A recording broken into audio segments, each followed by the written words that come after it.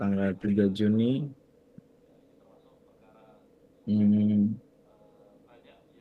7 Zulhijjah ya.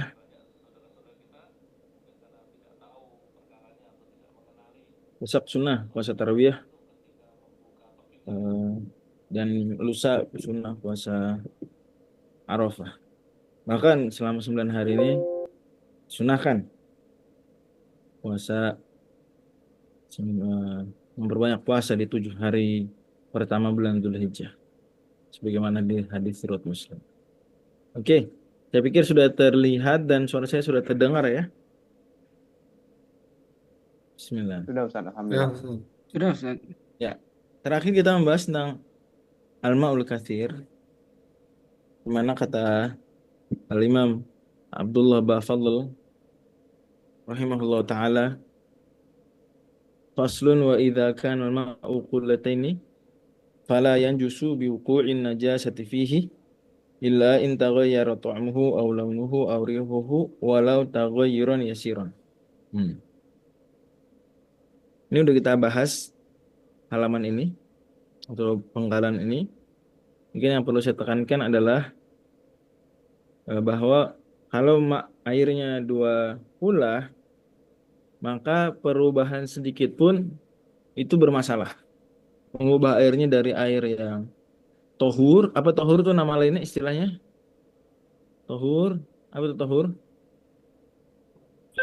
Suci mensucikan Ustaz. Suci dan Mutahiran, mensuci. mutahiran, Ustaz. Nah, jadi tohur ini suci dan mensucikan. Ini dia sendiri suci dan dia bisa digunakan untuk bersuci. Ada lagi istilah tohir, yaitu suci saja. Tentu saja ada istilah lain yaitu eh, apa namanya, najis ya. Nah, kalau sedikit, air sedikit, air sedikit itu definisinya apa? Di bawah 2 kula Ustaz. Di bawah, di bawah 2 kula, di bawah 2 kula. Dia kejatuhan najis, langsung apa? Langsung Najis, Ustaz. ternajisi, Langsung jadi najis Ustaz. langsung ternajisi. Nunggu berubah dulu nggak? Tidak harus Ustaz. Nah, Langsung bro. langsung aja ada. Ya. Tapi air sedikit, kalau kecampuran sabun, kecampuran teh, dan perubahannya perubahan sedikit, masih tohur nggak? Masih tahu Ustaz. Nah, kalau perubahannya sedikit, apa apa patokan perubahan sedikit? Yaitu masih. Tidak berubah rasa, warna dan bau Ustaz. Au satu Iya, sifat. tapi itu perubahan. Yang berubah adalah rasa, aroma, warna. Tapi kapan kita bilang perubahannya sedikit? Ada perubahan parah, tagoyur fahish, ada tagoyur yasir. Masih bisa Jadi disebut air, Ustaz. betul sekali. Namanya Au satu sifat. Tagoyur yasir itu memang ada perubahan sedikit. Sama tadi kan bilang perubahan rasa, aroma, warna atau salah satunya. Nggak harus tiga-tiganya ya, cukup salah satunya. Tapi dia orang masih bilang ini air. Ya. Masih disebut air. Ini bukan atau air biasa. Masih disebut air mutlak. Nggak disebut air kaporit. Disebut apa? Air teh. Nah, gitu. Air madu enggak. Maka masih tuhur. Ya. Sementara air banyak, yaitu air banyak apa? 2 kula 2 kula atau lebih. Jadi kalau 2 kula pas tuh banyak apa sedikit? banyak Ustaz. Banyak, Ustaz. Nah. Ini kalau kejatuhan najis, tidak langsung ternajisi selama belum berubah. Gitu ya. Nah, tapi perubahan di sini, kalau ini perubahannya sedikit dengan yang suci ya. Sebentar, ini harus dikasih catatan juga. Dengan yang suci nih.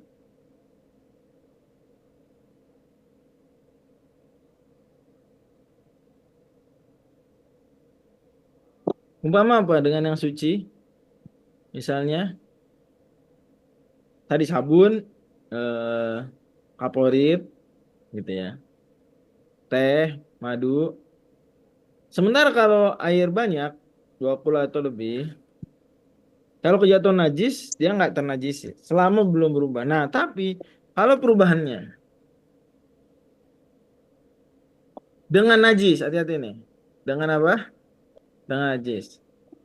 Walau sedikit, meskipun kita masih bilang ini air, cuma udah berubah dengan najis. Walaupun perubahan sedikit, tetap aja Cooling down. najis. Di ternajisi nggak harus nunggu perubahannya apa? Banyak. Kenapa begitu? Kata Imam Ibnu Hajar Al-Haytami, karena najis itu parah. Beda dengan benda suci. Benda suci perubahan sedikit ditolerir nggak? Iya, Ustaz. Tolerir. Benda najis merubah sedikit ditolerir? Enggak. Sekalipun apa? Air banyak. Sekalipun air banyak. Bisa difahamin ya kalimat walau taghyuran yasiran. Kata Imam Ibnu Hajar Al-Haytami li fuhsyin najasah. Karena parah, najasah itu buruk. Buruknya kebangetan. Ya. Kalau mukhalid yang tohir masih ditolerir. Ya. Kalau seperti kolam renang itu Ustaz, ada orang mohon maaf buang apa namanya pipis gitu kan di kolam renang gitu. Satu orang apa 100 orang? Ya Satu orang lah ya. Ya berarti berubah nggak tuh satu kolam? kan Di kolam kita abaikan unsur kaporit dulu ya. Kita abaikan unsur kaporit. Ya, kita anggap airnya murni biasa, air biasa. Terus ada orang, mohon maaf, di pojok atau di dalam kolam buang air kecil, kita anggap satu orang. Kira-kira ke satu orang normalnya berubah nggak satu kolam tuh? Enggak berubah, Ustaz. Nggak. Enggak, Nah, kolam nih, dia 2 kula nggak kira-kira? Biasanya lebih. lebih. Nah, maka kita masih menganggap air itu suci semua. Najisi dengan kencing. Kenapa? Karena kencing dia tuh nggak mempan membentuk perubahan. Jadi kata-kata perubahan sedikit nih memang ada berubah. Umpama airnya tadinya putih jernih, jadi sedikit kuning, sedikit kuning. Tapi air semua ya, air. Nah itu baru ternajisi. Walaupun perubahan sebentar. Tenang, yang ngasih peringatan jangan pakai tanda seru ya. Mana nih? Ya. Cuma saya mengerti konteksnya, cuma kalau di dunia chatting tanda seru huruf kapital semua itu kurang nyaman didengar. Mungkin maksudnya mungkin baik. Oke. Begitu juga tanda tanya berkali-kali ya. Tanda tanya berkali-kali. Jadi nih jangan lupa nih, kalau ini perubahan itu dengan yang suci. Kalau ini perubahan walau sedikit dengan apa nih? Dengan yang najis. Kenapa kok kalau perubahan dengan benda suci sedikit ditolerir? Kalau dengan benda najis sedikit pun gak ditolerir. Kenapa? Karena najis lebih parah daripada benda suci. Karena najis itu menjijikan. Fuhsyin najas. Parah dia. Itu udah otomatis. Taghyurnya fahish. Seolah-olah ya kita anggap. Karena fuhsyin najas. Wallahu alam. mohon maaf Ustaz, bisa ditanya Ustaz. Ya silakan. Kalau air sungai itu atau kali gitu ya di Surabaya atau di Jakarta itu statusnya gimana Ustaz? Pertama itu kan banyak lebih dari 20. Ya. Yang kedua, tapi kok warnanya kan coklat itu bercampur dengan berbagai macam limbah, kotoran dan sebagainya itu. Baik. Gimana Ustaz? Ya saya jarang ke Surabaya. Seingat saya cuma 2 kali seumur hidup ke Surabaya. Ya. Itu tahun 2017 dan 2018. Nah, jadi saya nggak begitu bisa menjawab kalau kasus Surabaya. Saya jawab aja Jakarta ya. Saya yakin semua di sini mungkin pernah ke Jakarta. Di Jakarta warnanya bukan coklat lagi, warnanya apa? Hitam Hitam. Ustaz. Hitam ya, bukan coklat lagi. Kehijauan gitu. Coklat tuh enggak hitam bener-bener. Bukan kehijauan lagi, udah hitam. Nah, maka hitam tuh umumnya memang udah banyak najisnya. Kenyataannya seperti itu ya. Eh ya, itu air tinja segala gitu. Mohon maaf ya, kromakmul, mohon maaf. Jadi memang air got di Jakarta tuh saya nggak bisa samakan semua got. Cuma secara umum memang dia eh, itu kecampur najis. Campur najis sampai berubah seperti itu. Kita udah bahas waktu itu di pertemuan pertama ya, bahwa yang dimaafkan tuh kalau wama fi maqarrihi wa mamarrih, yang dilewati biasanya ada di tempat mengalir seperti coklat itu tanah masih oke. Gitu. Tapi kalau yang lain-lain sampai warna hitam ya, itu bukan lumut lagi. Jakarta itu udah bukan lumut lagi. Ngomongin misal. Ya. Afwan, Ustaz. Mungkin detailnya nanti bisa kita silakan Ustaz Fajri. Ini Ustaz, kalau misalnya terkait air yang dokula, kalau misalnya kami buat kolam renang, terus airnya itu murni tanpa kaporit, berarti kalau misalnya ada seseorang yang kencing di situ, walaupun tetes, itu sudah najis ya Ustaz ya? Enggak. Maksudnya tahu ironisnya kalau merubah, setetes tuh mau ngubah enggak? Mengubah warna semuanya enggak? Walaupun Oh, perubahannya dari jernih ke sedikit kuning. Itu maksudnya. Semuanya. oh, Bukan berarti hanya walaupun pojok. Kalau enggak apa bedanya berarti dengan tetap mengambil syarat 3 syarat air tersebut ya Ustaz ya? betul. Warna, Bahkan ini sifat, juga Tagore sama Yasir rasa. itu memperhatikan 3 tadi atau salah satu dari 3 tadi, aroma, warna, bau. Umpama nih airnya satu orang kencing tuh, mohon maaf ya, dia pekat sekali sehingga membuat sekolam itu berubah aromanya. Nah, walaupun sedikit, nah itu ternajis sih. Tapi kalau hanya biasanya normal orang kalau buang air kecil itu ya dia nggak mempengaruhi air semuanya sekolah. Dia ya nggak kuat, air sebanyak itu kuat mengalahkan si najis. Jadi nanti najis itu kayak pada akhirnya nggak ada. Seperti itu. Itu bedanya dengan air sedikit. Air sedikit kuat nggak? Umpama air segelas, air 1 ember, nggak kuat dia. Ketetesan najis, setetes. Kita ngelihat jelas-jelas kuning, ketetes. Tes, udah. Nggak usah nunggu, cek dulu berubah apa enggak. Aroma atau bau, atau rasa, atau warna. Nggak usah. Tapi kalau kolam renang, ketetes. Ada orang kencing aja, mohon maaf. Akramakumullah. Itu kita lihat dulu, berubah nggak nih? Oh, ternyata nggak berubah. Jadi maksudnya walau taghayyuran yasiron itu kalau perubahannya apa? Ke semua air. Set. Ya. Kalau begini Ustaz, pernah kami juga dapat Ustaz terkait kolam renang. Terkait Anda pernah tanyakan waktu pertemuan pertama Ustaz, apakah yang tercampur dengan kaporit? Kami pernah dapat kemarin Ustaz, kalau misalnya walaupun itu tercium bau dan rasa berubah, mereka mengambil pendapat tetap melihat uruf di sana Ustaz. Kalau misalnya orang di sana mengatakan itu air mutlak, maka tetap dikatakan suci. Atau bagaimana Ustaz? Betul sekali. Jadi memang udah kita bahas ya. Mau mukhalid sang suci. Kaporit suci nggak? Suci atau najis kaporit? Suci Ustaz. Suci. Nah, kita udah bahas bahwa dia kalau mencampur air, maka kalau mencampurinya tidak fahish, perubahan tagoyur yang yasir tidak fahish, itu masih suci mensucikan. Nah, apa patokan fahish atau yasir? Udah kita bahas pertemuan lalu. Apa patokannya? Kalau fahish tuh sudah ya selubu ismal ma. Dia tidak lagi disebut air. Nah, kalau bagi orang Pekanbaru ini masih air, ada kaporit-kaporit sedikit itu kecil, masih disebut air. Maka iya betul, itu masih suci mensucikan. Gitu. Bisa dipahami ya? Jadi nggak semua air yang ada kaporitnya itu udah nggak bisa dipakai wudhu, nggak semua. Maka tadi sengaja saya singkirkan variabel kaporit biar kita nggak pusing mikirin kaporitnya banyak atau sedikit. Intinya air kaporit yang di kolam renang itu dilihat kaporitnya banyak atau sedikit. Nah, kalau banyak sampai orang bilang ini bukan air biasa, ini air kaporit, selesai, nggak bisa dipakai bersuci. Ya, suci tapi tidak mensucikan. Tapi kalau orang masih bilang ini masih air biasa, cuma ada kaporit-kaporitnya ya sedikit atau maka itu masih air mutlak. Mana Ustaz? Ustaz, sekolah Ustaz.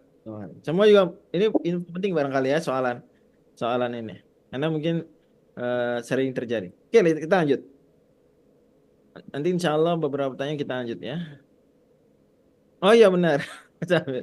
Ya, Sam. Bagus juga. Ya, mungkin bisa ditahan-tahan pertanyaannya. Bagusnya pakai chat aja. Nanti saya lihat yang mana yang penting untuk dibahas, saya bahas. Kalau enggak kita lanjut terus. Wa in zala taghayyuruhu bi nafsi aw bima'in. Jika hilang perubahan tadi, umpama air gua kulahnya, air kolamnya kita bilang, air danau ya. Tadinya ternajisi sampai berubah warnanya jadi warna kuning. Oh, akramakumullah. Kemudian ternyata hilang sendiri. Taghayyuruhu zala taghayyuru bi nafsi. Gimana hilang sendiri? Nah, ada beberapa skenario. Skenario pertama, dia binafsi benar-benar airnya aja sendiri. Gak ada benda-benda lain. Istilahnya kata para ulama klasik bimuksin, karena airnya mengendap. Bahasa kitanya interaksi antar molekul. Dia membersihkan sendiri. Jadi dibiarin aja mungkin sehari 2 hari, hilang sendiri ternyata warna kuningnya. Kembali dia air jernih. Kalau gini jadi suci lagi nggak? Mensucikan lagi nggak? Iya Ustaz. Jadi dengan sendirinya binafsihi.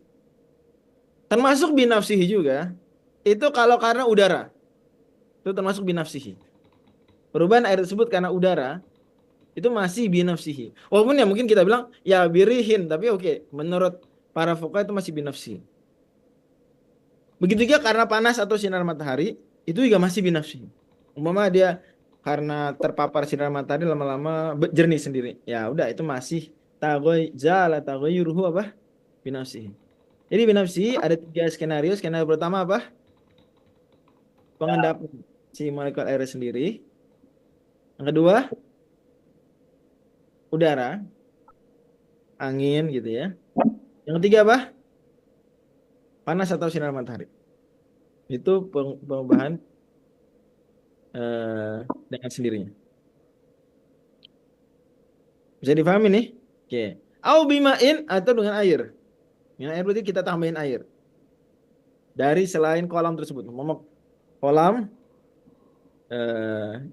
bak aja, bak mandi ya, 2 kulah. 200 liter. Kemudian kena najis lumayan lah, banyak sehingga berubah warnanya jadi kuning. Terus kita nyalain keran, set, masukin air, set, sampai airnya apa? Meluap. Jernih lagi. Bisa nggak kayak gitu? Mungkin nggak? Dimasukin air jernih lagi mungkin nggak? Mungkin. Nah kalau terjadi airnya sekarang mensucikan nggak? Ya, seperti sumur yang kemasukan tikus gitu saja. Ya, bisa jadi gitu juga sama. Sumur masuk tikus. Terus kan bau itu terus. Ya, benar loh. Beberapa hari hilang itu. Nah, lanjut. Itu berarti binafsihi.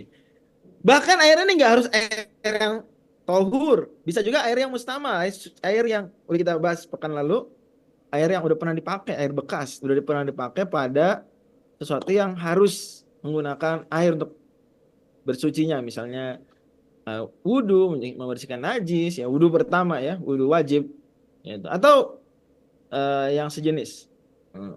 Maka air ini kita bisa tampung, air mustakmal, bekas wudhu, ya, bekas mandi wajib, bisa ditampung. Untuk apa fungsinya? Nambahin si air yang 2 kulah ini, yang dia ternajisi tadi. Set, ternyata setelah ditambahin, wah bersih lagi. Oke, nggak apa-apa, mantap. Begitu juga, boleh nggak ditambahin air teh? Boleh nggak? Air mutaghayyir, air yang udah kecampur, boleh nggak?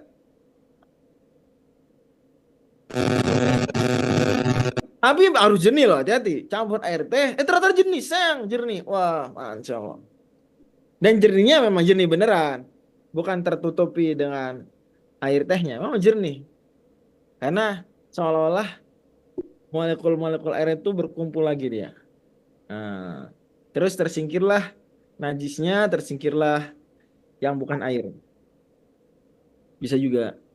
Bahkan kalau kita tambahin air najis atau air ternajisi lah ya istilahnya,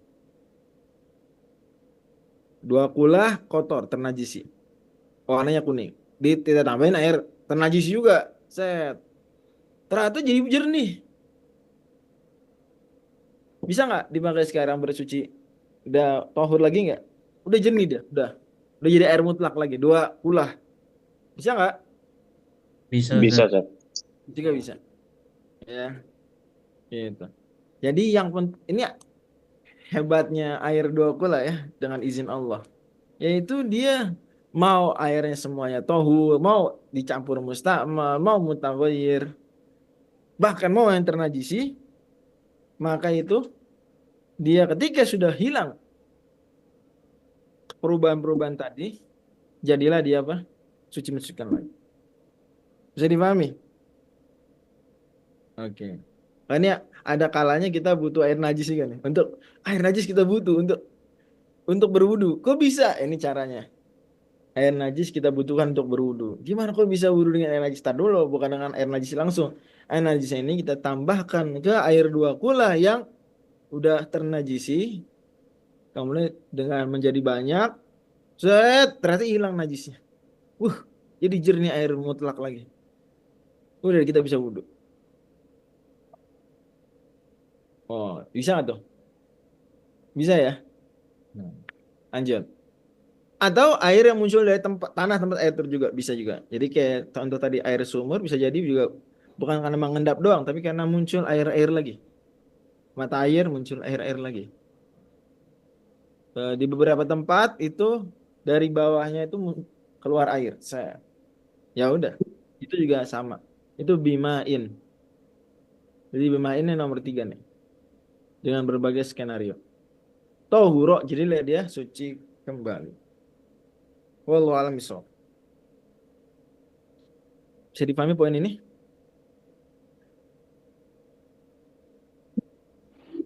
Bisa, Ustaz. Oke, lanjut ya. Tapi kalau perubahannya menjadi bersih lagi, jernih lagi, itu bukan dengan binafsihi, bukan dengan dirinya sendiri. Dan juga bukan dengan air. Gimana dong? Bisa jadi suci nggak? Kita baca. Au bimiskin. Atau dengan kesturi. Airnya 2 kula. Bak. Ketetesan najis yang lumayan banyak, umpamanya 1 gelas, jadi kuning mereka. Atau sedikit kuning. Aduh gimana nih? Atau mungkin nggak kuning, tapi aroma jadi bau kencing. Air 2 kula bau kencing. Nah. Terus kita kasih apa? Tumpahin parfum. Set, buat parfum jernih warnanya bening parfumnya ya. Set. Udah nggak bau lagi. Sekarang jadi suci mensucikan nggak airnya? Udah tuh, warnanya jernih. Rasanya rasa air. Tadinya aromanya aroma pesing, aroma najis. Otomatis kan air najis ya. Tapi gara-gara dimasukin ke kesturi, wangi atau hilanglah najisnya, kalah dengan wanginya. Sekarang airnya suci mensucikan nggak? Tidak, Ustaz. Airnya. Kenapa begitu? Nah, jadi ada Imam Abdullah Bafadl au bimiskin fala, dengan kesturi enggak. Kenapa itu? Karena kemungkinan terbesar loh. Ada kemungkinan yang kecil, cuma kemungkinan paling besarnya adalah sebenarnya najisnya nggak hilang, tapi najisnya cuma apa? Tersamarkan, Ustaz. Tersamarkan aja, tertutupi istitar istilahnya. Istatarotin najasatu gitu. Karena najasahnya tertutupi, istitarun najas. Bi al-misk masalah. Nah, kesturi itu menutupi aroma. Kalau yang menutupi rasa, cuka misalnya. Cuka kan bening ya. Tapi dia asin atau asam ya. Aroma najisnya, rasa najisnya mungkin rasa tertentu dikasih cuka nggak terasa najis lagi. Apa jadi suci? Nggak. Yang menutupi warna kata para fuqaha za'faron ya, kunyit. Begitu juga tanah. Kapur. Kita masukin tanah, kita masukin kapur. Jadi suci lagi nggak? Hilang, aromanya hilang. Aroma najisnya, rasa najisnya hilang, warna najisnya hilang dengan tanah atau dengan kapur. Kata para fuqaha, tetap aja nggak suci mensucikan. Kenapa? Karena bukan najisnya yang kalah, hilang, tapi sebenarnya najisnya ada. Cuma kemungkinan besar najisnya cuma apa? Tertutupi. Kalau gitu ya tetap aja dia air yang najis. Wallahu a'lam bishawab. Apakah bisa difahami? Dan juga tadi argumen bagus yang disebutkan, karena kasturinya ketika dimasukkan, kasturinya ternajisi. Dan dia ma'i. Ya, betul sekali. Nah, tapi ada catatan penting. Bahwa karena patokannya adalah istitar, ya, patokannya itu istitar, maka kalau yang dimasukin bukan yang menutupi, maka airnya suci lagi. Contoh, ya, ada air ternajisi. Warnanya warna najis tadinya. Warnanya warna apa? Najis. Rasanya rasa najis. Mohon maaf, aku ngomong. Aromanya bukan aroma najis. Ya, ada air. Berapa? 2 pula. Ternajisi sampai berubah. Apa yang berubah? Warna dan rasa. Dan tahu. Rasa. Aroma berubah nggak aroma? Aroma Tidak, Ustaz. tidak berubah. Sip. Terus kita masukin apa nih? Kasturi. Ses. Kemudian warnanya balik lagi jernih. Rasanya balik lagi seperti rasa air biasa. Airnya suci lagi nggak? Suci lagi nggak? Suci, Ustaz. Kenapa gitu? Ingat patokan kita apa? Kenapa kita bilang tadi nggak suci? Kenapa patokannya? Enggak suci Ustaz, Ter- karena hanya tersamarkan. tersamarkan. Istitar. Dalam hal Istitar. ini, mungkin nggak kasturi mengistitar warna? Kecil sekali. Enggak. Mungkin nggak mengistitar rasa, menutupi, menyamarkan rasa, mungkin nggak? Tidak. Enggak. Tidak. Kasturi itu tugasnya menyamarkan apa? Aroma. Aroma. Lah memang ini aromanya nggak berubah. Maka dalam hal ini air tersebut suci lagi. Demikian. Allah al-Musa'ab. Ya, itu bisa dilihat di Hawashi, misalnya di Hasyiah Syekh Mahfud Termas rahimahullah, demikian nyatakan. Karena ilahnya dari istitar. Kalau dia ilahnya karena istitar, maka konsekuensinya adalah ini. Wallahu a'lam. Ya. Dan itu dikatakan juga tegas oleh Imam Ibnu Hajar al-Haytami dalam Tuhfah. Kalau Ibnu Hajar al-Haytami, karena ilahnya adalah ketertutupan, ketersamaran, maka kalau kita yakin ini nggak tersamarkan, lah wong kan kita masukin kasturi, dan memang aromanya dari tadi nggak berubah, yang berubah malah sekarang warnanya dan rasanya, dari tadi warna dan rasa najis menjadi warna dan rasa bukan najis. Ya kalau gitu yakin kita ini bukan gara-gara kasturinya, karena kasturi cuma menutupi aroma. Maka di sini berarti yang terjadi ya alhamdulillah airnya suci lagi. Wallahu a'lam bishawab. Demikian dalam Tuhfah. Saya ulang lagi nggak apa-apa? Saya ulang lagi. Kalau kita punya air 2 kula.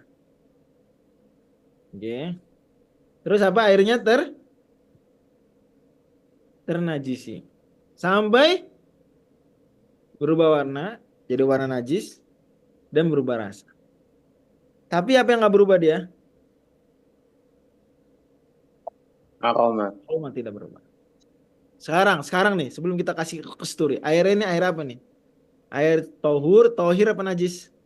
Air yang Najis. ternajis. Sip. Kemudian kita masukin kasturi ke dalam air ini. Ingat, kasturi fungsinya apa dia? Menutupi apa? Menutupi warna? Enggak. Menutupi rasa? Enggak. Dia menutupi apa? Aroma. Pas kita masukin, ternyata airnya warnanya jernih lagi, rasanya biasa lagi. Pertanyaan, apakah air ini masih air najis ataukah sudah menjadi suci, mensucikan lagi, tohur? Suci. Suci Ustaz. Suci. Kenapa begitu? Karena merubah warna dan rasa. Nah, karena tadi alasan kita mengatakan Kalau dimasukin ke sturi atau tanah atau sejenisnya itu tidak suci lagi karena najisnya nggak hilang. Tapi itu cuma tertutupi doang. Lah ini kita yakin bahwa najisnya itu memang hilang, bukan cuma tertutupi. Karena kasturi tidak menutupi warna. Kasturi juga tidak menutupi rasa. Kasturi hanya menutupi aroma. Lah memang aromanya dari tadi nggak berubah, nggak najis juga nggak berubah. Ya udah kalau begitu suci lagi nggak nih air nih? Suci lagi. Suci. Afwan Ustaz, Ya. bukannya kasturi itu bukan sesuatu yang tahur Ustaz.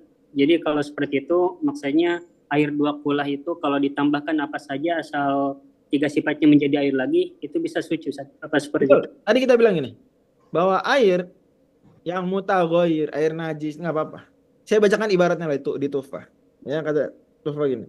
Wa yu'khadhu minhu anna zawala rihi wa ta'mi binahwi za'faranin la tu'ma lahu wa la riha wa ta'mu wal launu binahwi miskin wal launu warihu binahwi khallin la launa lahu wa la rih yaqtadi audat tahara wa huwa mutajih wifaqan li jam'in nasyura li'annahu la yushakku fil istitahri hina idzin wa la yushkilu hadza bi ijabna dan seterusnya.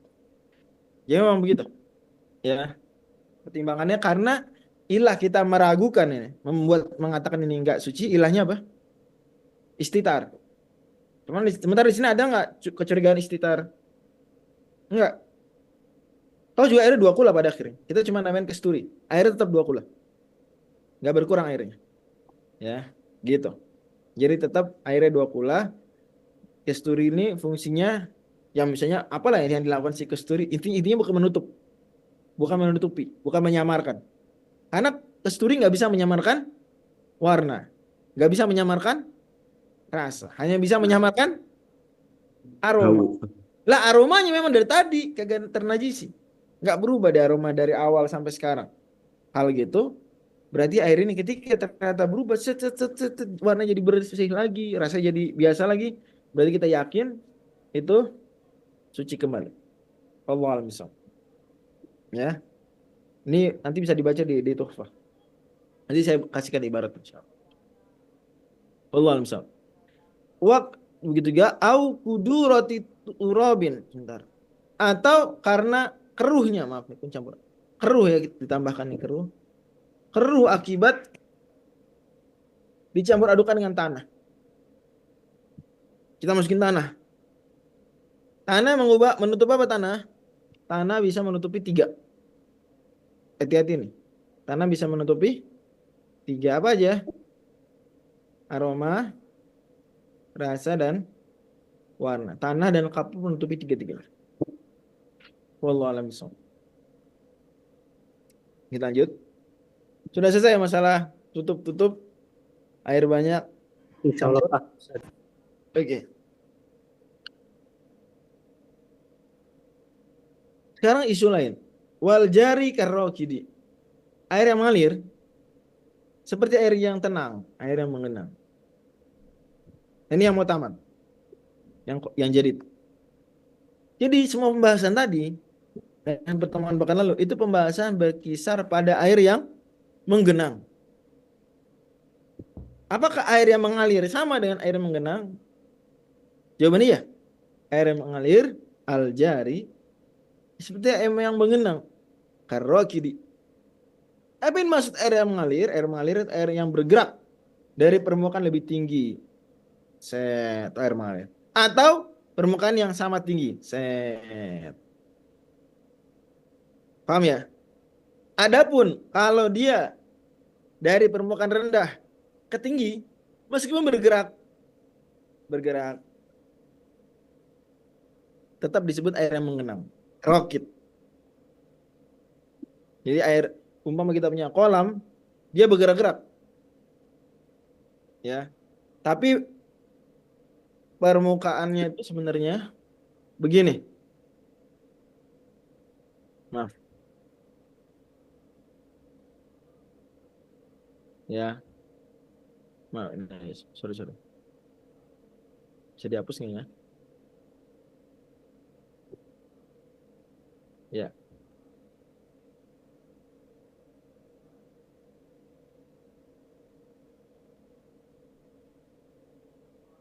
Nih. Gitu. Airnya di sini nih. Dia bergerak-gerak. Tapi permukaannya sebenarnya naik. Ini air menggenang apa air mengalir? Dia bergerak-gerak. Ke atas, balik lagi, ke atas, balik lagi. Air menggenang apa air mengalir nih? Menggenang, Ustaz. Air menggenang. Tetap. Ya, gitu. Harus dia air mengalir itu kalau tempatnya setara seperti di gambar nih. Ya. Ya. Atau tempatnya turunan. Air terjun atau sungai yang mengalir dari atas. Wallahu a'lam bishawab. Ini konsep penting untuk dipahami. Tapi gampangnya kita bisa bedain air mengalir dan air menggenang. Bentar saya hilangkan dulu.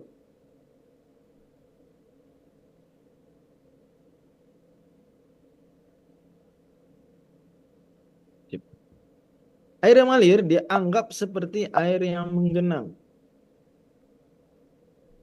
Terus kalau air menggenang kita ngerti lah. Kita bisa mengukur dia 1 kula, 2 kula, kurang lebih, kita bisa. Karena dia menggenang. Ukur aja ini, bejana ini berapa banyak air ini. Tapi kalau air mengalir gimana cara mengukurnya? Ayo loh.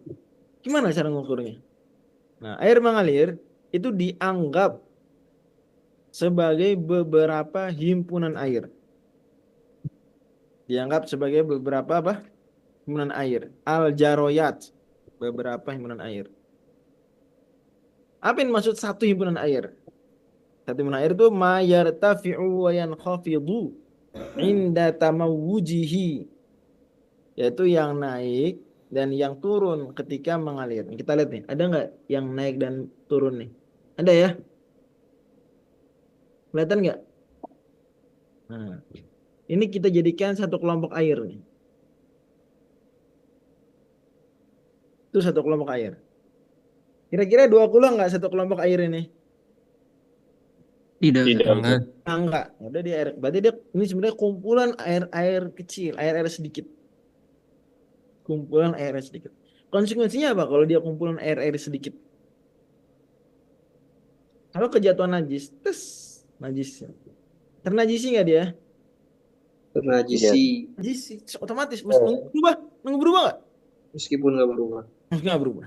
Nah, tapi alhamdulillahnya kelebihan air mengalir apa kelebihannya?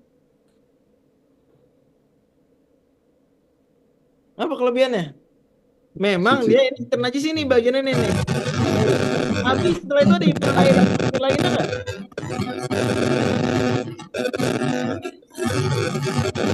Ada nggak himpunan air lain? Ada nggak? Ada. Nah, himpunan airnya yang sebelumnya menyiram. Yang merasa suaranya lagi kurang enak, nggak apa-apa, nggak usah ngomong dulu ya. Terima kasih banyak. Yang bisa ngomong jernih boleh ngomong. Kalau bisa ngomong tapi ada gangguan nggak apa-apa, nggak usah. Kaidahnya gimana? Darul mafasid. Ala jalbil masalih. Mau ngomong, mau jawab, itu jalbul masalih. Tapi darul mafasid yaitu apa? Mengenyahkan supaya nggak gangguin orang, itu lebih di depan. Nggak apa-apa ya. Insya Allah lain kali ada kesempatan. Saya ulang lagi. Kan ini ternajis ini. Umpama airnya begini ngalir ya, umpamanya. Set. Ini ternajis ini najis nih sekarang nih. Tapi enaknya dia apa enaknya? Setelahnya ada air lagi. Set. Menyiram. Jadi bagian ini jadi bersih lagi nggak? Bersih. Yes. Nah, ini bagian ini. Jadi kita kalau mau wudhu di sini ambil aja bagian sini misalnya nih. Maaf, sini nih. Ini kan tadi bekas najis, Ustaz. Iya, tapi udah bersih. Pertanyaan saya, kalau air menyiram, harus nggak 2 kula untuk ngilangin najis? Harus nggak? Tidak, Ustaz. Biar kita bahas bedanya ya. Air kemasukan najis. Airnya sedikit, kemasukan najis. Masalah nggak? Masalah. Jadi najis. Najis disiram air, dikit aja airnya, segelas misalnya. Najisnya hilang. Bersih nggak? Oke, Ustaz. Itu adalah kekuatan keaktifan tuh begitu. Air kalau pasif Bentar. Kenapa ini? Tes. Air kalau pasif dia kena najis saja, langsung ternajis.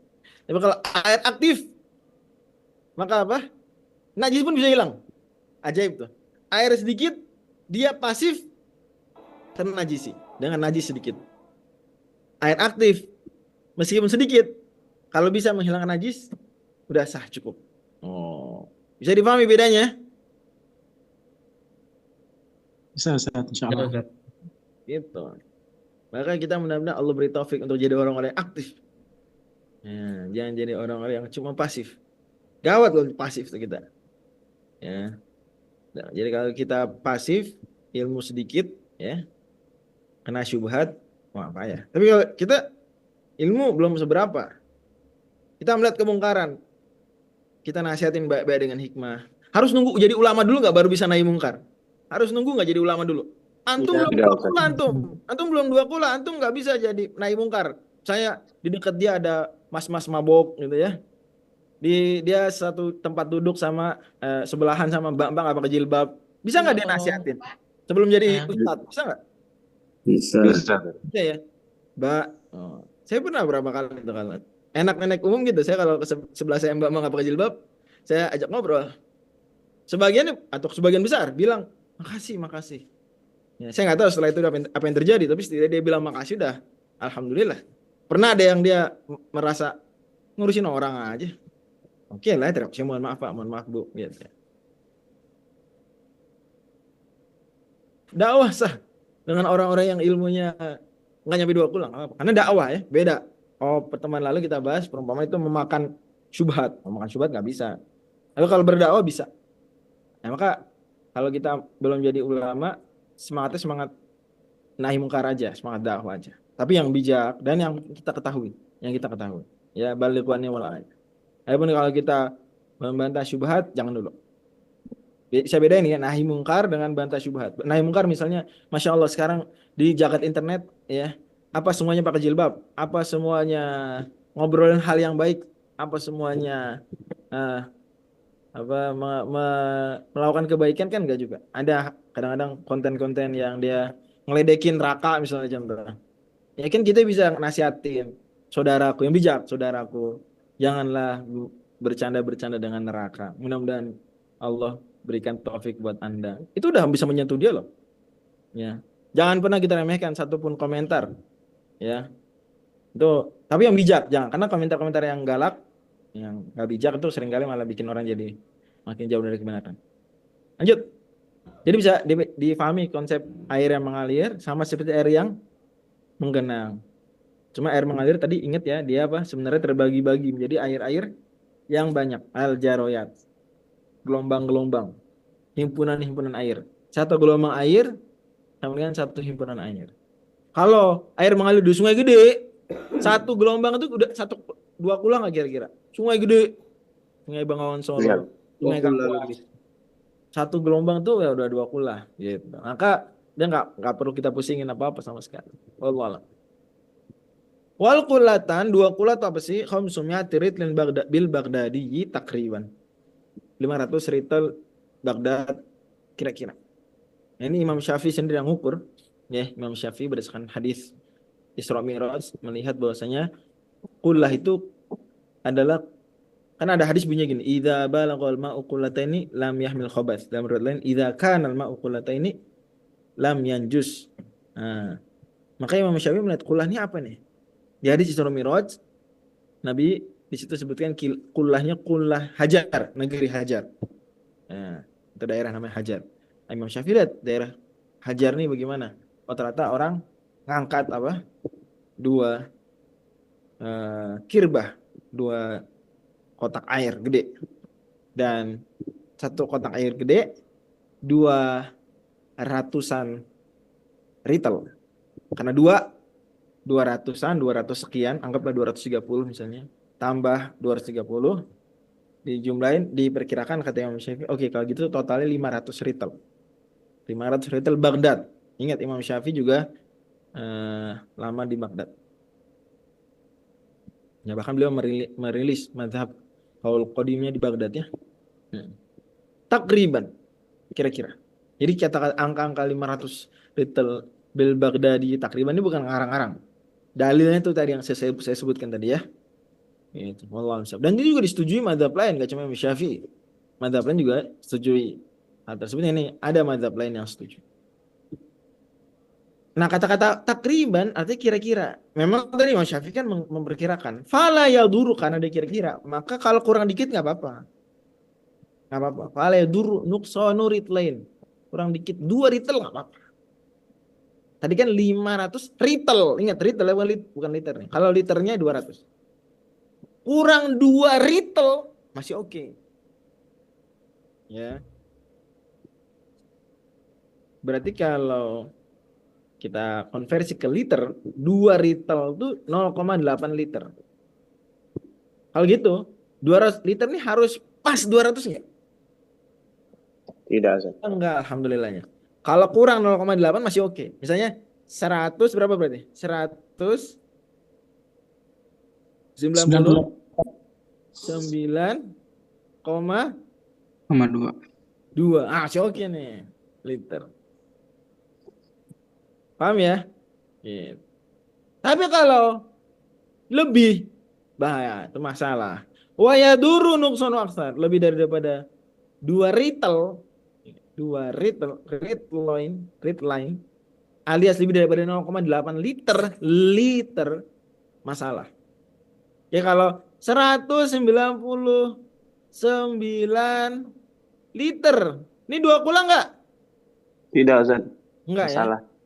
Nah, problem nih. Jadi 0,2 ini meters ya. Dia berpengaruh sekali. Allah alam. Wa qadruhu biar gampang, Ustaz, susah juga ngukur. Masa kita mau ini ngitung dulu berapa volume airnya? Oke, ada cara lain. Wa qadruhu bil misahati fil murabba'i, kalau dia bentuknya kita anggap kubus, bejananya kubus, dhira'un wa rubu'un tulan wa ardan wa umqan. Dhira itu dari siku sampai ujung jari tengah. Satu hasta bahasa Indonesianya. Nah, dhira'un wa rubu'un. 1 dhira' dan 1/4 dhira'. Umpama segini.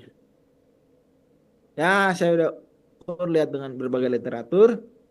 Ya, berarti panjangnya 1/4 hasta itu 73,125 cm. Ya kalau dia kubus, umpama ini kubus ya, mohon maaf kalau jelek. Maka tinggi berapa tinggi? Saya kita bilang 74 cm. Panjang berapa panjang? Atau lebar, maaf. Lebar berapa? 74 cm. Panjangnya, maaf, ini kan dalam, tinggi, umek. Ini art, ini tool. Toolnya apa nih? 74 cm. Ini udah 2 kula belum nih?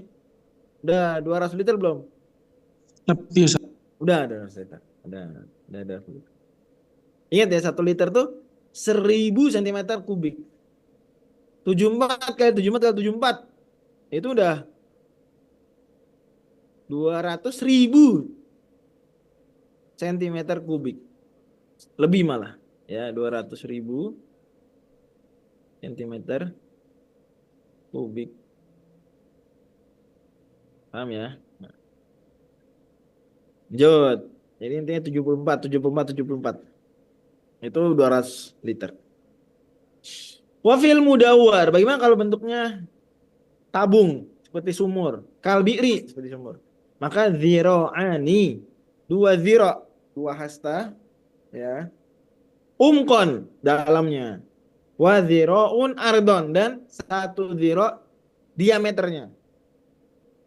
1 hasta diameternya.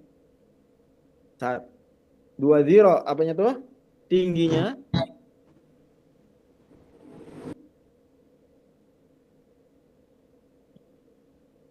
Ini 2 dhira' nih, 2 hasta, which is 117 cm kira-kira. 2 dhira', 2 hasta.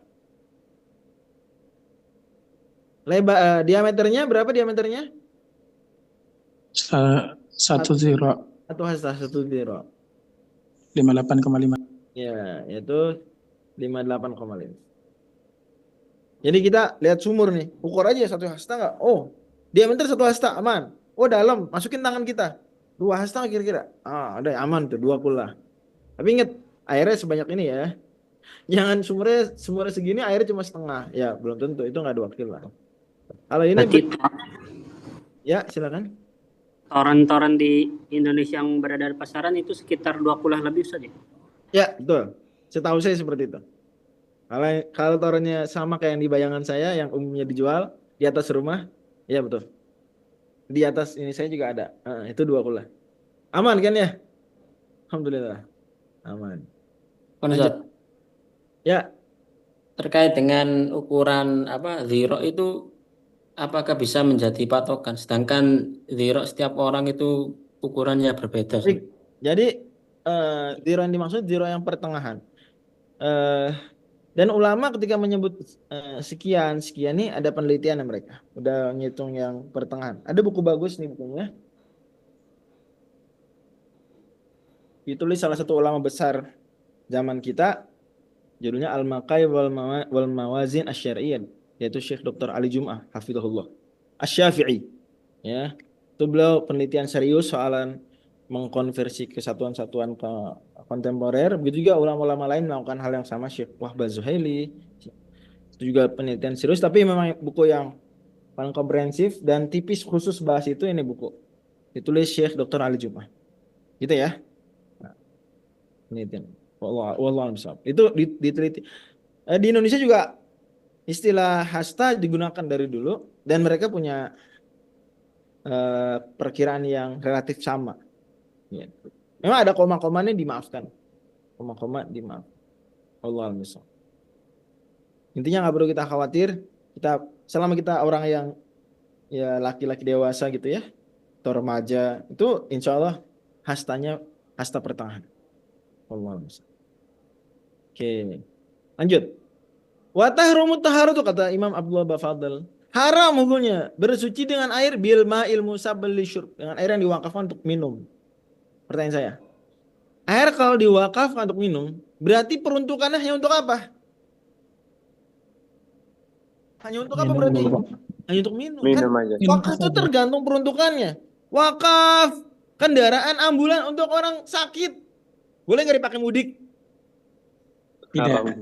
Nah, nggak boleh. Nggak boleh. Wakafnya untuk orang sakit atau orang meninggal. Dan seterusnya. Wakaf kamera untuk rekam kajian.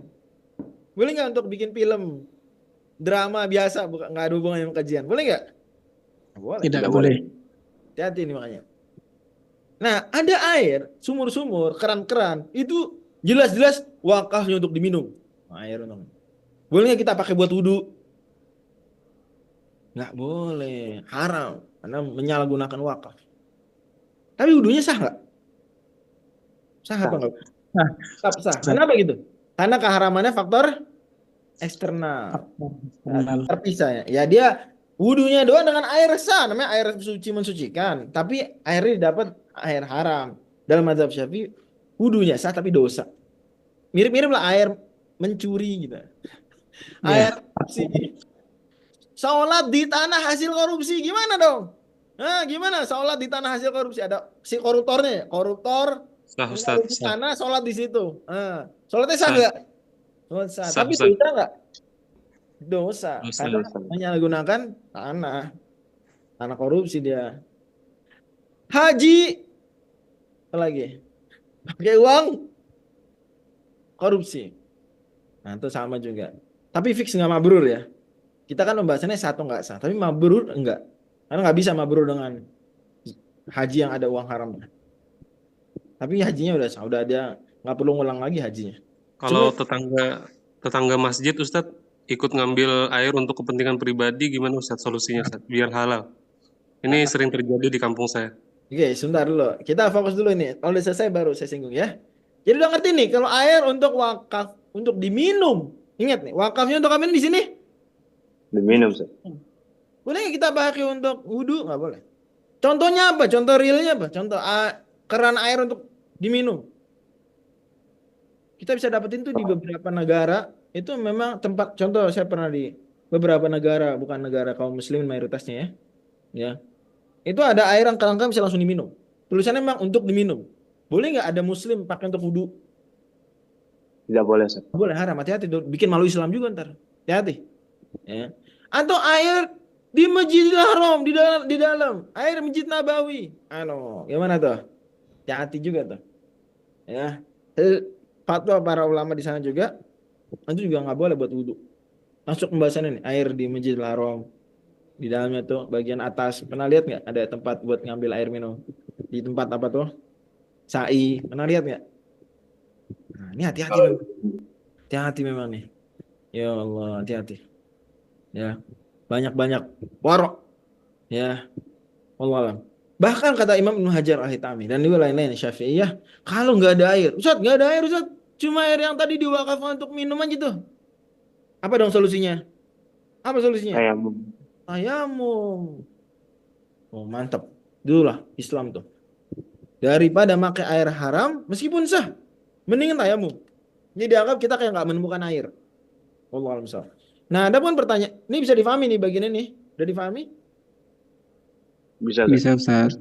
Ada pun kalau tangga masjid, ya, memanfaatkan gimana biar halalnya? Wah, ini sulit ini, sulit. Kalau mau dia palingan apa dia? Ya, dia hanya bisa pakai di dalam masjid aja untuk kepentingan-kepentingan terkait masjid. Nggak bisa untuk kepentingan pribadi. Nggak bisa tuh. Ya.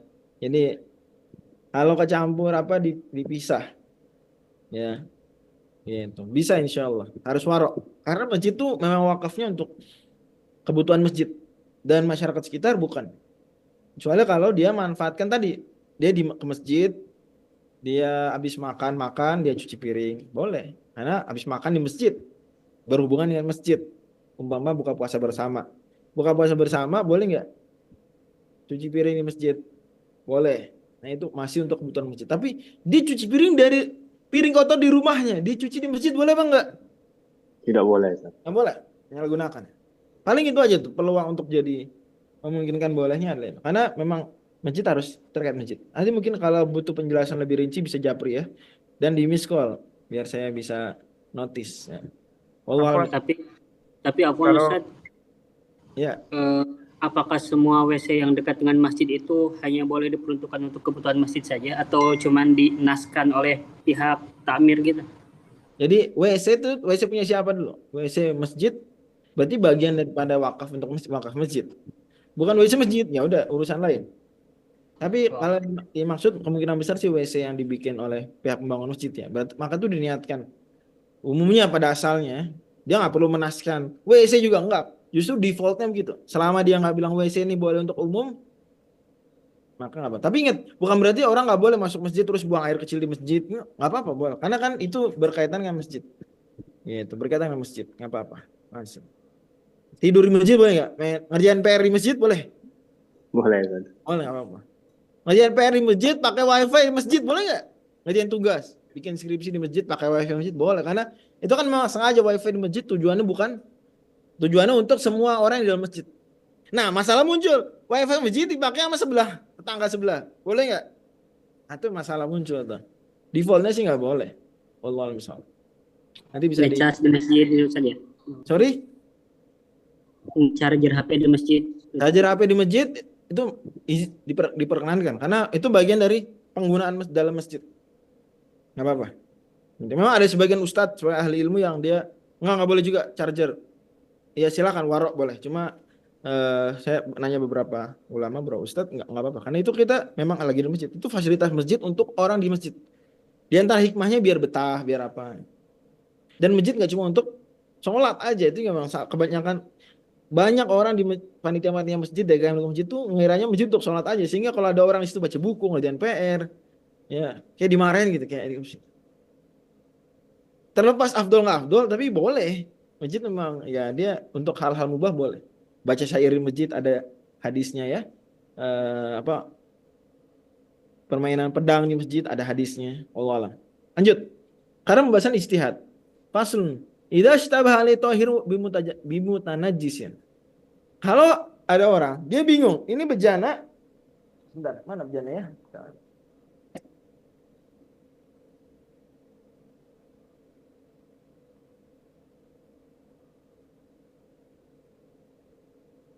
Umpama dia punya dua bejana dia. Dua-duanya air nih. Tapi dia tahu dia pokoknya. Salah satunya tohir, suci. Satunya lagi apa? Najisi. Tentu saja ini maksudnya tohir di sini adalah tohir yang mutohir ya. Lihat ini. Idza ishtaba ali tohirun bimutanajjisin ijtahada. Dia ijtihad. Dari sini benarlah pendapat sebagian ulama yang bilang sebenarnya ijtihad dan taklid itu bahkan ada ruangan juga untuk siapapun tergantung syaratnya dan tergantung apa yang diijtihadi.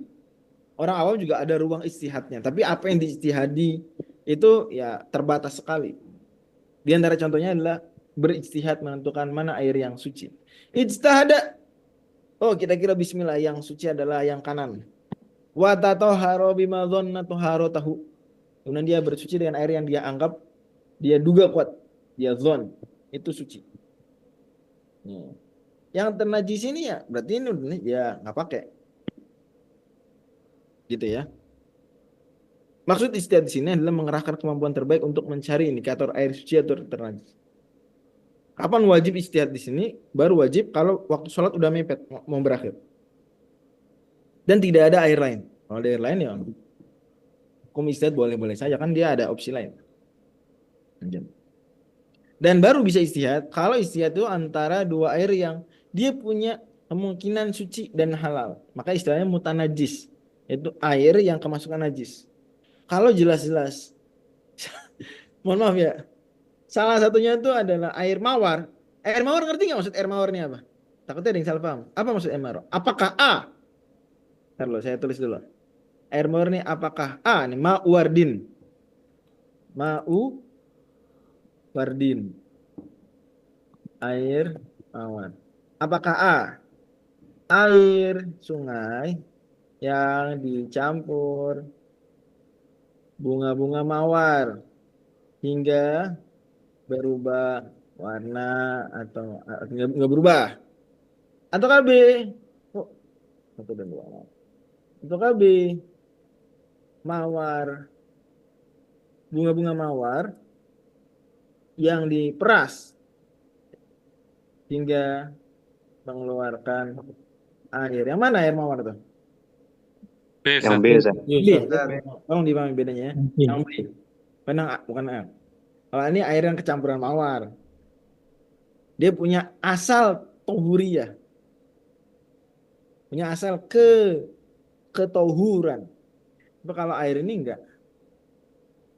Ya, sama kayak susu lah. Susu sapi. Ya, susu sapi. Ya, dari awal ada susu. Madu ya madu. Gitu. Air mawar tuh. Kalau sausnya air mawar, kita bingung nih. Ada air jernih dengan air mawar, tapi yang mana air mawar, yang mana air jernih ya? Nggak ada ijtihad. Kenapa nggak ada ijtihad? Karena salah satunya di antara dua air tersebut punya apa? Tidak punya asal yang suci dan halal. Suci di sini suci mensucikan. Nggak ada ijtihad. Terus apa dong solusinya? Kalau salah satu airnya air mawar. Umpama, kita suruh ijtihad. A, ini gelas nih. Air tohur. B, air mawar. Apa yang harus kita lakukan? Kita bingung. Yang mana yang air tohur, yang mana yang air mawar. Bingung. Atau air kelapa. Air kelapa sama kayak air mawar ya. Air kelapa itu suci mensucikan nggak air kelapa? Suci tidak mensucikan. Suci tidak mensucikan ya. Tohir. Nah ini gimana dong kalau kita punya dua bejana, dua gelas. Salah satunya A, salah satunya B lagi. Satunya lagi B. Apa yang kita lakukan? Kita nggak bisa ijtihad nih. Apa solusinya? Nih. Dalam kasus air mawar, dia berwudu dengan kedua air tadi secara bergantian. Wudu lah dia pakai bejana pertama, wudu pakai bejana kedua. Rugi nggak dia? Rugi nggak? Nggak rugi. Kenapa? Enggak. Umpama dia wudu pakai yang A dulu. Ternyata itu air kelapa atau air mawar. Ya udah badannya ya cuma kotor aja tapi nggak najis kan? Ya toh? Ya, cuma air mawar aja, cuma nggak najis. Dia wudhu, kemudian pakai air berikutnya. Air berikutnya apa? Air berikutnya? Air tahur. Air tahur. Wudhu deh. Sah nggak wudhunya? Sah, Ustaz. Sah. Atau dibalik deh. Wudhu pertama ternyata air suci mensucikan. Sah nggak wudhunya? Sah. Nah, wudhu kedua pakai air mawar. Batal nggak wudhunya? Tidak tentu. Nah, ternajisi nggak dia? Kotor nggak Tidak. dengan najis? Enggak. Aman, sholat bisa. Jadi kalau kasusnya air tohur versus air mawar, dia nggak istihad. Terus solusinya gimana? Wudhu aja dengan dua-duanya. Cara bergantian. Ingat cara bergantian, jangan dicampur. Kalau campur berabe nanti. Ya. Jadi nggak ada yang bisa buat wudhu. Oke, sekarang kalau kasusnya dia bingung antara dua. A, air tohur. B, air, mohon maaf, urin. Air seni. Mohon maaf ya. Akramakumullah. Gimana solusinya? Dia bingung nggak mana ya? Tapi dia tahu salah satunya tohur, satunya lagi air urin. Air urin ya, bukan air kecampuran urin. Apa yang harus dilakukan? Tayamum, Ustaz. Kasus air seni, tayamum. Tayamum. Kenapa nggak wudhunya masing-masing? Wudhu pakai air pertama, wudhu pakai air kedua. Kenapa nggak begitu? Ada kemungkinan kena najis, Ustaz. Nanti najis. Kalau yang najisnya yang kedua, yang pertama, kalau yang kedua kan mungkin kan? Jadi dia bingung. Jadi udah ada wudhunya sah, kena najis. Aduh, repot. Tapi itu masa nggak tahu Ustaz kalau satunya air seni Ustaz?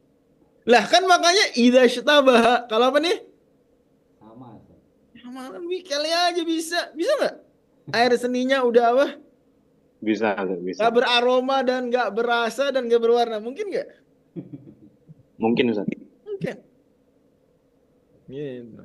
Paham ya? Kebanyakan air putih. Sorry? Kebanyakan air putih? Kebanyakan minum. Ya. Allah misal. Berarti kita kapan berijtihad? Kalau pilihannya adalah A, air tohur, B apa?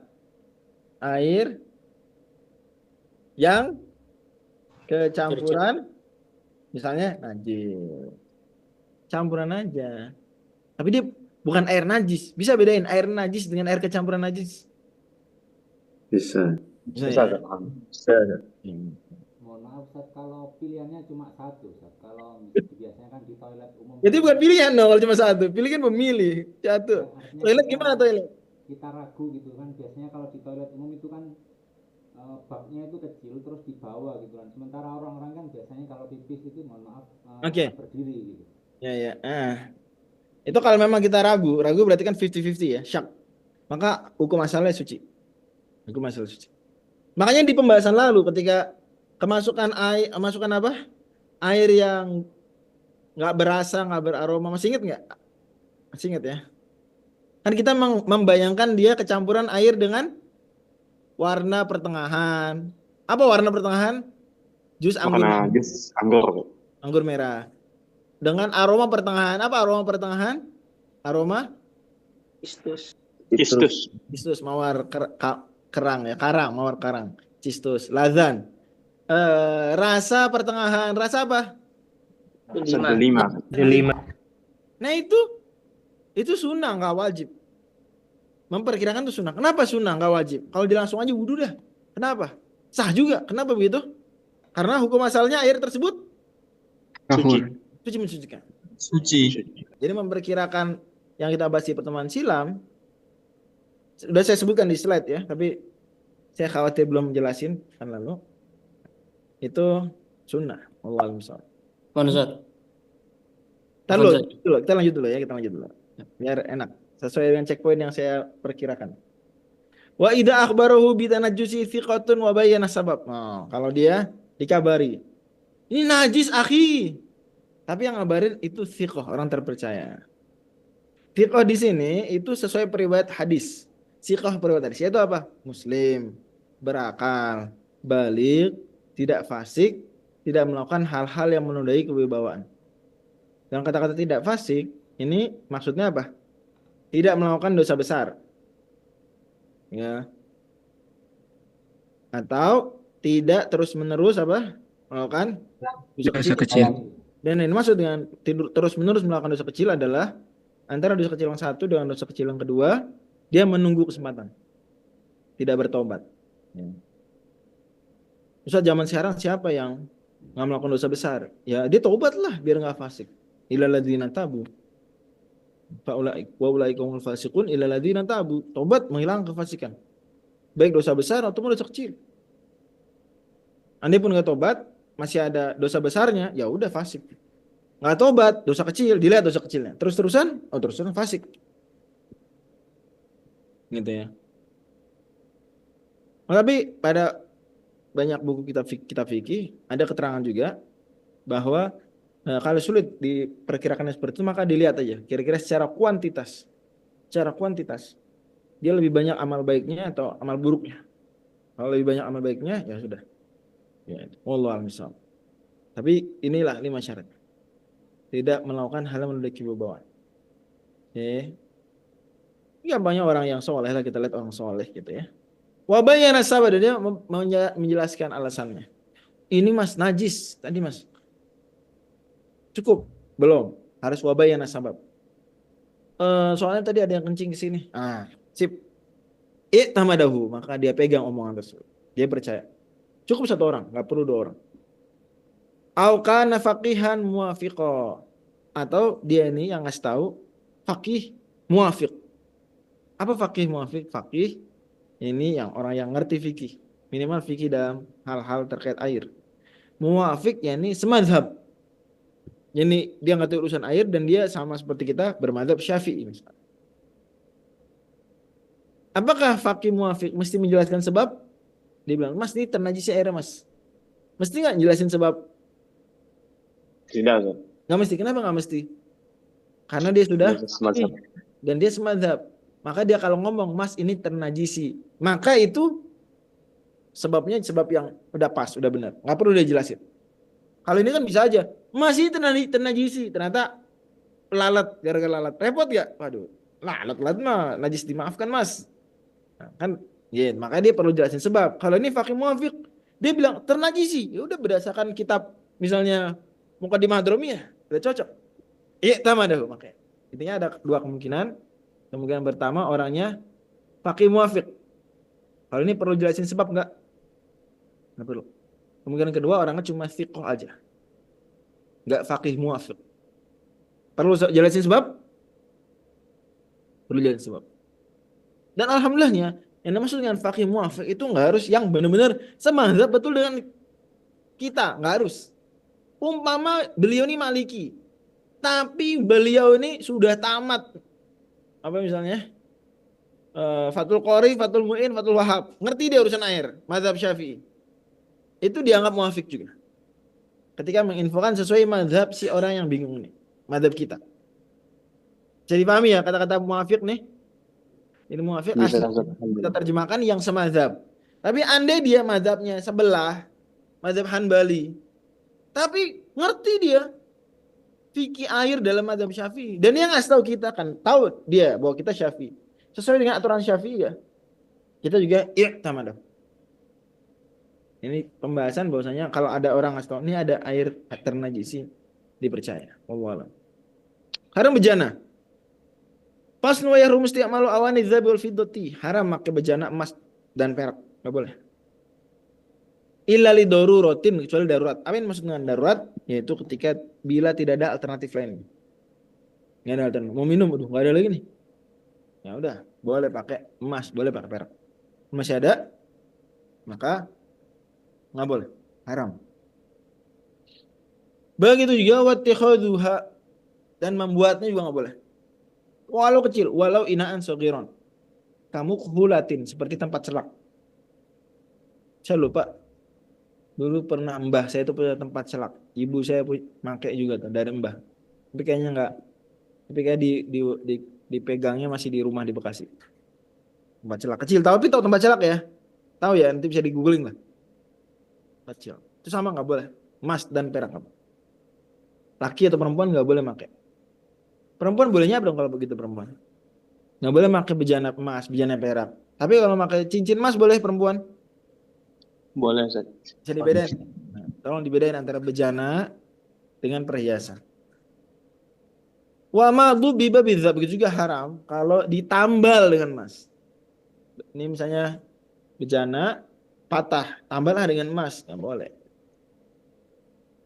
Nggak boleh, haram juga. Tapi kalau ditambal dengan perak, haram apa enggak? Wala yahrum dubiba bil fiddah. Boleh. Utamanya enggak haram, tapi antara kecualinya. Enggak haram perak. Berarti perak ini lebih ringan sedikit daripada emas. Illa kecuali dobatan kabiratan lizinati.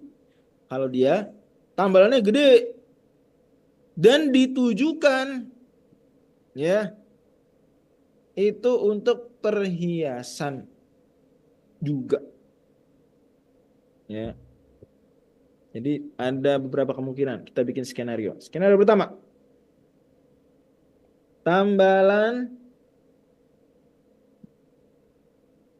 hukumnya apa? Haram. Haram. Dua, tambalan perak. Hukum asalnya halal. Kita lihatlah. Pertama, kecil untuk kecil bukan kecil untuk kebutuhan. Halal apa haram? Halal, Ustaz. Halal. Nah. B, kecil untuk hiasan. Ya, ini kan Halal juga. Makruh. Ya, ntar dulu. Kita bicara halal dulu aja. Ya. Jadi nanti teman-teman tahu istilah halal itu mencakup juga makruh. Oke. Hak besar untuk kebutuhan. Haram. Besar untuk kebutuhan. Halal, Ustaz. Halal. D, besar untuk hiasan. Gimana nih? Haram. Nah, baru nih. Enakan di sini. Haram. Lihat kata-katanya. Wala yahrumu, tidak haram. Ma bibabil fiddati, apa yang ditambal dengan perak. Illa dhabbatan kabiratan lizinah, kecuali tambalan yang besar untuk hiasan. Tambalan besar untuk hiasan itu haram. Sisanya kecil untuk hiasan, kecil untuk kebutuhan, kecil besar untuk kebutuhan, halal. Baru besar untuk hiasan haram. Patokan besar kecilnya apa patokannya? Apa patokannya? Uruf, Ustaz. Nah, urf. Ini kebiasaan setempat menganggap itu besar atau kecil. Allah. Afwan Ustaz, jadi yang kirain yang haram itu untuk digunakan minum dong Ustaz. Jadi selain untuk hiasan juga haram Ustaz. Untuk apa? Jadi haramnya itu bukan untuk makan minum aja, tapi untuk hiasan, tambal untuk hiasan juga haram gitu Ustaz. Nih, maksudnya hiasan tuh misalnya bejana nih. Patah nih, ya. Ditambal. Tambalnya nggak cuma untuk kebutuhan menambal aja, ternyata sama dia dibagus-bagusin, tambah-tambahin, dihias-hiasin. Itu maksudnya. Tapi tetap dia bejana. Itu maksudnya hiasan. Kan bisa aja orangnya kasih tambalan seperlunya. Itu berarti untuk apa itu? Kebutuhan. Hajah. Ini enggak sama dia lebih-lebihin. Atau apalah, gaya-gayain gitu ya. Hiasan. Bagaimana kalau hiasan plus kebutuhan sekaligus? Nah, dia tetap sama aja, dimenangkan unsur hiasan. Jadi besar untuk hiasan dan kebutuhan haram tetap. Wallahu a'lam. Maksud bejana di sini itu untuk makan dan untuk wadah air wudhu. Makan minum, wudu, mak gitu. Tempat penyimpanan air. Apa lagi? Tadi tempat apa tadi? Celak. Gitu. Bisa dipahami ya? Lanjut. Wa yahil mumawwah. Ada tadbib, mudobbab, ada mumawwah. Apa bedanya? Mumawwah itu disepuh. Tahu sepuh ya? Apa ya? Kayak disemprot gitu dengan lapisan emas, lapisan perak. Wa yahil mumawwah. Halal. Mumawwah. disepuh dengan emas atau dengan perak. Ilam syaratnya. Jika nggak banyak. Nah, patokan banyak gimana nih, lihat. Ilam yatahassal minhu syai'un bil ardi 'alan nar. Kita deketin nih bejananya ke api. Ada nggak yang net luluh? Wah, luluh emasnya. Set. Berarti banyak apa dikit tuh kayak gitu? Banyak. Banyak. Kayak gitu haram, nggak halal. Tapi dia sepuh dengan emas, sepuh dengan perak, deketin ke api. Nggak ada yang luluh. Ah, aman, halal. Allah alam. Ini ada 3 level nih. Level pertama pembahasan bejananya memang terbuat dari emas atau perak. Level kedua apa? Bejananya ditambal dengan apa? Mas tahu? Emas atau perak. Level 3 apa? Bejananya disepuh dengan emas atau perak. Ini istilahnya mudabbab. Tambang. Kalau ini istilahnya apa nih? Mumawwah. Kalau ini ya mutakhadz atau tadi ya disebut langsung aja emas atau perak. Memang dia emas perak beneran apa adanya. Bukan cuma tambal, bukan cuma sepuh. Wallahu a'lam. Dan ini haramnya tetap meskipun digunakan di rumah sendiri. Jadi ilahnya nggak cuma oh dia menyakiti orang miskin, enggak juga. Kalau menyakiti orang miskin boleh dong dipakai di rumah sendiri, orang miskin nggak lihat, enggak tetap. Karena ilahnya nggak cuma orang miskin menyakiti orang miskin juga aja gitu, tapi juga adalah menyalahgunakan emas dan perak. Kata Hujatul Islam Al-Ghazali dalam Ihya, emas dan perak Allah ciptakan untuk tukar. Kalau dipakai untuk yang seperti ini menyanyiakan fungsi emas dan perak. Wallahu a'lam. Apakah bisa difahami? Nah, Mas. Oke.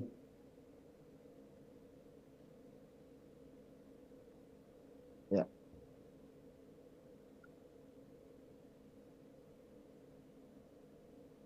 Yang ini halalnya, bentar.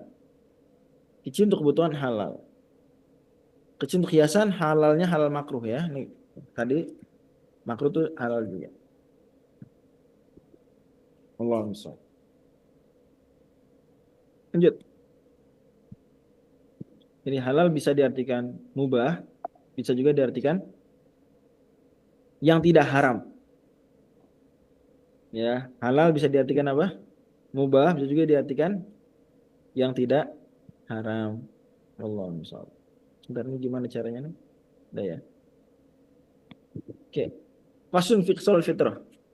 Sekarang unsur perangai-perangai atau perbuatan-perbuatan yang dia itu disebut oleh Nabi SAW al-fitrah, mengembalikan kita kepada penciptaan yang terbaik, ciptaan awal.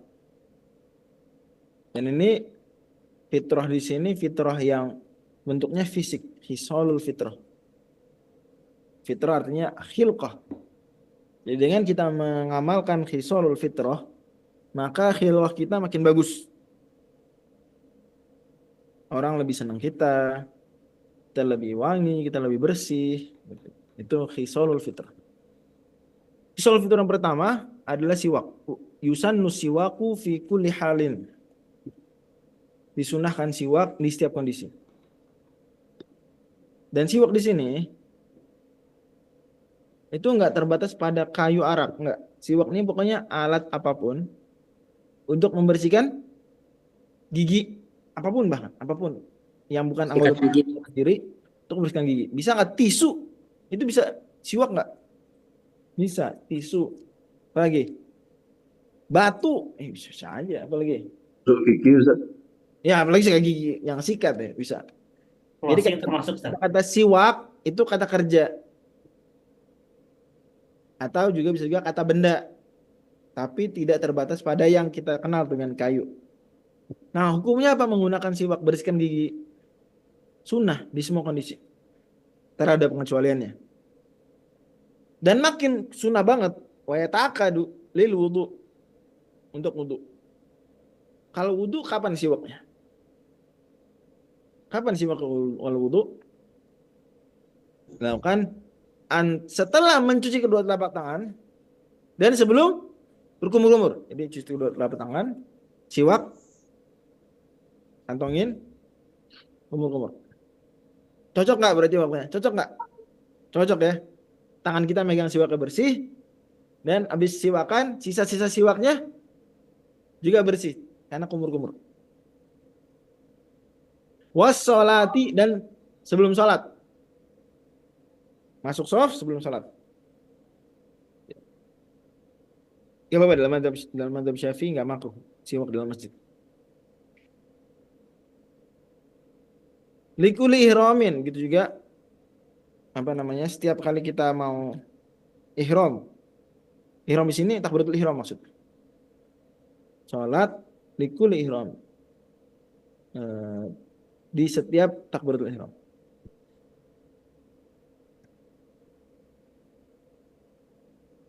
Ya. Meskipun sholat sunnah. Sebelum takbiratul ihram kita sholat. Ya, sikat gigi, siwak. Ya. Baru Allah. Wa irada qiraatul Qur'an, mau tilawah Qur'an, wal hadis wa zikir, membaca hadis mau zikir. Mau zikir pagi petang, apalagi di hari-hari 10 pertama Zulhijjah ini momen utama, zikir pagi petang, baca Quran, baca hadis penting. Semampunya teman-teman. Jangan sampai 10 hari pertama bulan Zulhijjah ini payah. Teman-teman sekalian, kalau 10 hari terakhir Ramadan semangat enggak? Ustaz hadirin sekalian, kalau 10 hari terakhir Ramadan semangat enggak? Semangat. Semangat banget. 10 hari pertama Zulhijjah. Segitu enggak semangatnya? Nah, jangan dong, jangan payah. Gimana kek? Puasa, sedekah, sholat malam, sholat sunnah, berbakti pada orang tua gitu. Orang tua kita butuh uang untuk apa misalnya? Perpanjang pajak motor, umpama. Anaknya 10 hari pertama Zulhijjah ikut nyumbang, bayarin. Atau bayarin semuanya full. Amal soleh. Dan seterusnya. Wasfirul asnan, juga saat gigi menguning. Wadukhul bait, masuk rumah. Aisyah ditanya radhiyallahu anha, apa yang dilakukan Nabi sebelum masuk rumah pertama kali? Siwakan. Maka enak enggak ngomong sama istri, mesra-mesra sama istri, enak enggak kalau udah siwak? Enak. Lebih pede. Iya. Dan halal sama istri ya, halal sama istri. Ada dulu iklan-iklan yang dia ada unsur maksiatnya. Iklan sikat gigi tapi ada unsur maksiatnya. Nah itu sebenarnya ada bisa ditarik pesan positifnya. Itu apa? Bahwa kalau sama istri begitu. Iklannya memang itu kayaknya bukan suami istri. Ya enggak? Iklan-iklan sikat gigi itu. Ya enggak? PD depan pacar. Haram kan pacaran. Ya. Tapi begitu sama istri ya. Jangan udah suami istri, istrinya nggak sikat gigi, suaminya mau pulang, suaminya nggak sikat gigi mau pulang. Ya. Wa iratin naum, entar dulu. Wal qiyami minan naum, bangun tidur. Sikat gigi. Ada hadisnya ya, Nabi kan idza qama minal laili yasusu fa bisiwak. Bisikatan. Wa iratin naum, mau tidur juga sama. Ya. Sebab itu meminimalisir aroma bau. Jadi orang Islam berapa kali sikat gigi sehari? Berapa kali? Banyak ya? Masya Allah. 5. Banyak. Kalau bukan orang Islam mungkin paling berapa kali? 2 kali. 2 kali ya. 2 kali. Tidur sama sebelum tidur. Belum tidur. Orang Islam plus yang lain-lain. Walaupun bisa juga kita juga bisa biar berhemat misalnya, ya udah. Kalau yang pakai pasta gigi itu 2 kali sebelum tidur setelah bangun tidur.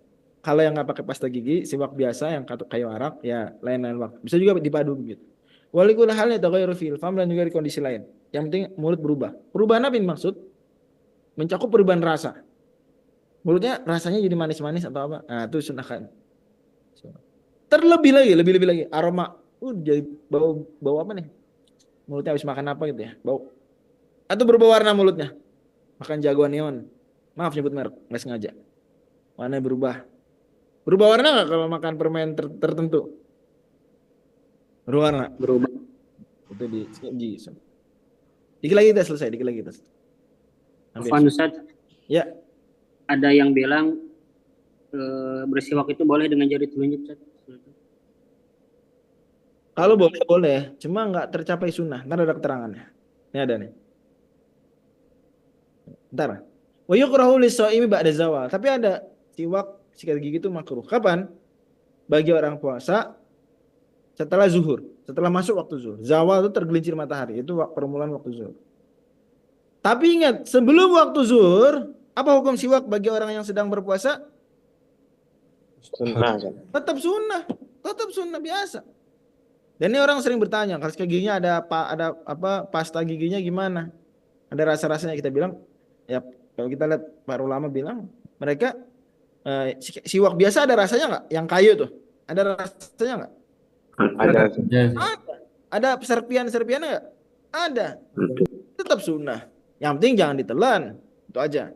Nah sama sebenarnya pasta gigi begitu. Cuma memang beberapa pasta gigi terlalu banyak, deterjennya terlalu banyak, terlalu kuat rasanya, itu kita nggak bisa bilang batal. Cuma itu ibarat orang kumur-kumur pakai teh manis. Beresiko nggak batal? Beresiko. Ya, makanya jangan pakai yang begitu. Cari pasta gigi yang deterjen sedikit.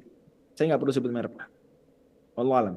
Nah ini pertanyaan tadi, wa yahsul bi kulli khasyin. Sebenarnya siwak bisa dengan apapun yang kasar. Illa isba'ahu, kecuali jari sendiri. Jadi kalau pakai tunjuk sendiri, boleh apa enggak? Pertanyaan boleh dulu. Boleh apa enggak? Boleh. Boleh, Ustaz. Cuma udah sesuai sunnah belum? Udah dianggap mengamalkan sunnah siwak pakai telunjuk sendiri? Tidak, Ustaz. Kenapa? Karena itu alat sendiri. Alat anggota tubuh kita yang bersambung. Kalau pakai telunjuk kita yang udah putus, umpama ada orang telunjuk putus.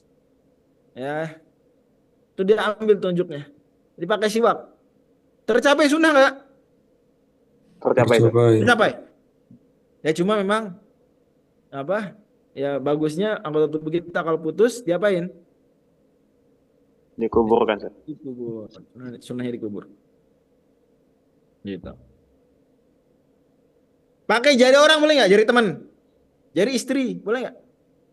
Mesra gitu istrinya siwakin pakai jari istri. Boleh nggak? Maksudnya tercapai sunnah nggak? Tercapai sunnah nggak? Tercapai. Karena dia bukan anggota tubuh kita sendiri. Saya difahami nih. Jadi alasan illa isba'hu, kecuali jarinya, karena dia anggota tubuh sendiri, gimana? Gitu. Wallahu a'lam bishawab. Oh, jadi nggak harus kayu arok, Tad? Nggak harus, cuma memang kayu arok yang paling afdol. Wal arok aula. Kayu arok lebih afdol. Nomor 1. Nomor 2 apa? Kalau nggak ada kayu arok. Summan nakhal. Kemudian apa? Kayu kurma. Kayu pohon kurma. Kemudian yang lain-lain. Ya, sisanya. Nah, ini ada turunannya nih. Kecuali jari, ada turunannya. Disebutkan oleh Imam Syahabuddin Ar-Romli. Misalnya, orang cebok, ya, hanya dengan tangannya, nggak ada air, nggak ada apa lagi, nggak ada tisu, nggak ada batu, nggak ada, cuma pakai tangan sendiri. Gimana? Sah nggak istinjanya? Tidak, Ustaz. Enggak. Mohon maaf, kalau istinja pakai tangan orang, atau tangan dia yang udah terputus, sah nggak? Sah. Dianggap seperti batu. Kan memenuhi syarat dong, ya nggak? Jamidin, Holin, Tohir, Wir, Muhtarom. Sah nggak? Cuma memang problem malah. Tapi tangan orang masih pembahasan ya, oke, sah. Muhtarom nggak saat tangan orang putus? Nggak, yang Muhtarom tuh makanan gitu. Itu maksudnya. Ya. Lanjut. Menutup aurat pakai tangan sendiri, dianggap nggak menutup aurat? Tidak, Ustaz. Aurat pakai tangan sendiri? Enggak. Menutup aurat pakai tangan yang putus? Iya. Iya. Pakai tangan orang? Iya. Contohnya serem, Ustaz. Ya ini sih biar kita kebayang, oh konsep illa isbahu itu begitu. Ada beberapa kasus yang mirip. Ya kalau nyambung dengan badan sendiri, juz'uhu gitu ya, nggak bisa. Kalau laisa juz'an minhu, berlaku. Gitu ya, wallahu a'lam bishawab. Ya, wa istahabu an yastaka bi yabisin nuddiya bil ma'i. disunahkan siwak tuh dengan sesuatu yang kering dan dibuat basah dengan air. Ya. Bahkan sampai sikat gigi yang plastik juga kan dikasih air kan ya. Ya. Sunahnya gitu. Wa yastaku ardon. Nah, gimana cara bersiwak? Nabi SAW mencontohkan itu horizontal. Kanan kiri setiap gigi. Set. Dari kanan ke tengah, atas bawah, terus kiri ke tengah, atas bawah. Belakang juga, bagian dalam juga sama.